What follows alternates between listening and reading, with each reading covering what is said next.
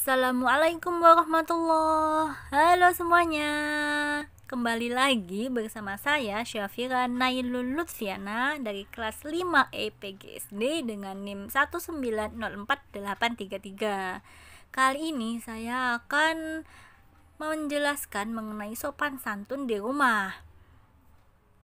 Tujuannya yaitu diharapkan peserta didik memahami perilaku sopan santun dan peserta didik dapat menguraikan mengenai perilaku sopan santun ketika di rumah. Selamat menyaksikan. Pengertian sopan santun. Sopan santun dapat diartikan sebagai perilaku seseorang yang menjunjung tinggi nilai-nilai menghormati, menghargai, tidak sombong, dan berakhlak mulia. Perwujudan dari sikap sopan santun ini adalah perilaku yang menghormati orang lain melalui komunikasi menggunakan bahasa yang tidak meremehkan atau merendahkan orang lain. Sopan santun adalah suatu sikap atau tingkah laku yang ramah terhadap orang lain, terhadap apa yang dilihat, dirasakan, dan dalam situasi atau kondisi apapun. Sopan santun adalah salah satu kunci penting dalam kehidupan dan juga merupakan tanda kepekaan seseorang terhadap lingkungan sekitar. Tidak hanya itu, sopan santun juga dianggap sebagai bentuk kesadaran dan sensitivitas terhadap perasaan orang lain. Sopan santun adalah modal sikap di mana kita menjadi pribadi yang menyenangkan, ucapannya lemah lembut, tingkah lakunya halus, serta menjaga perasaan orang lain. Orang yang memiliki sopan santun berarti mampu menempatkan dirinya dengan tepat dalam berbagai keadaan. Yang kemudian, contoh perilaku sopan santun ketika di dalam rumah, yaitu mengucapkan salam, yaitu sebagai bentuk penghormatan kepada orang tua. Kemudian yang kedua, tidak bersuara keras ketika berbicara dengan orang tua.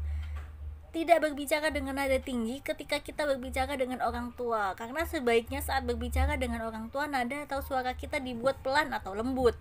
Yang ketiga yaitu berbicara yang baik. Selain penampilan dan sikap tubuh, cara berbicara juga ada tata keramanya. Biasakan kita mengucapkan 3 mantra ajaib, yaitu tolong, maaf, dan terima kasih ketika di rumah. Yang nomor 4 yaitu mencium tangan orang tua ketika akan berangkat ke sekolah. Sebelum berangkat ke sekolah, sebaiknya mencium tangan orang tua karena hal tersebut merupakan bentuk sikap sopan santun kepada orang tua. Kemudian yang nomor 5 yaitu kontak mata. Biasakan untuk selalu menatap langsung mata orang tua kita ketika diajak berbicara, baik orang tua maupun saudara. Jangan melengos apalagi mengobrol sambil menatap ke layar smartphone kita. Yang keenam yaitu mendengarkan nasihat orang tua. Setiap orang tua pastinya menginginkan anaknya menjadi orang yang sukses dan menjadi anak yang berbakti kepada orang tua. Sehingga tidak jarang orang tua memberikan nasihat kepada anak-anaknya. Saat orang tua memberikan nasihat kepada kita, maka sebaiknya sebagai anak yang baik, maka kita mendengarkannya dengan seksama nasihat yang disampaikan oleh orang tua kita. Kemudian yang nomor 7 yaitu tidak memotong pembicaraan orang tua. Dalam lingkungan keluarga adalah hal yang lumrah jika kita melakukan musyawarah atau diskusi. Saat orang tua atau saudara kita sedang berbicara, sebaiknya jangan dipotong pembicaraan mereka. Jika ingin berbicara atau berpendapat, maka sebaiknya dilakukan setelah orang tersebut selesai berbicara. Kemudian, yang nomor 8 yaitu meminta izin menggunakan barangnya adik atau kakak. Dalam suatu keluarga biasanya ada saudara kita, misal adik atau kakak menggunakan barang atau mainan. Nah, maka sebaiknya jika kita hendak menggunakan barang milik saudara kita, sebaiknya meminta izin kepada pemiliknya terlebih dahulu. Karena hal tersebut merupakan perilaku sopan santun di rumah. Kemudian yang nomor 9 yaitu mengetuk pintu sebelum masuk kamar adik, kakak, ataupun orang tua. Terkadang kita memiliki keperluan dengan kakak, adik, dan orang tua, dan tidak jarang kita ingin menemuinya secara langsung di kamar pribadi mereka. Sebelum masuk ke dalam kamar mereka, usahakan untuk mengetuk pintu terlebih dahulu, dan sebaiknya barulah masuk ke dalam kamar ketika mendapatkan jawaban izin masuk dari mereka. Kemudian yang terakhir yaitu nomor 10, yaitu mengajarkan anak untuk mengalah.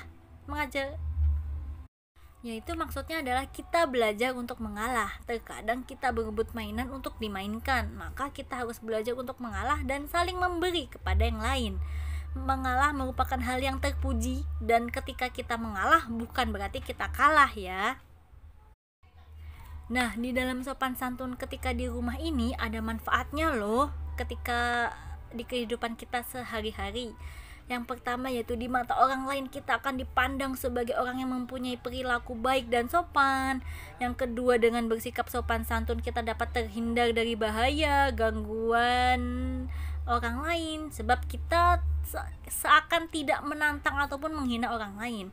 Kemudian yang nomor 3 yaitu kita akan disukai dan dihargai oleh semua orang. Yang nomor 4, dapat menjadi contoh pembelajaran yang baik bagi orang lain. Kemudian yang nomor 5, orang lain akan merasa nyaman dekat dengan kita. Yang nomor 6 yaitu dapat dihargai, dihormati, dan disenangi oleh banyak orang. Kemudian yang nomor 7, mendapatkan kepercayaan dari orang lain. Yang nomor 8, dapat memupuk rasa persaudaraan, pertemanan, dan persahabatan antar saudara. Dan yang ke-9, menjaga hubungan baik dan harmonis dengan orang yang ada di sekitar kita seperti orang tua dan saudara. Kemudian yang terakhir yaitu yang nomor 10, dapat menghindari perselisihan dan pertentangan dengan orang lain, yaitu keluarga kita, saudara kita, orang tua kita, dan lain sebagainya. Baik, terima kasih. Sampai jumpa kembali. Terima kasih.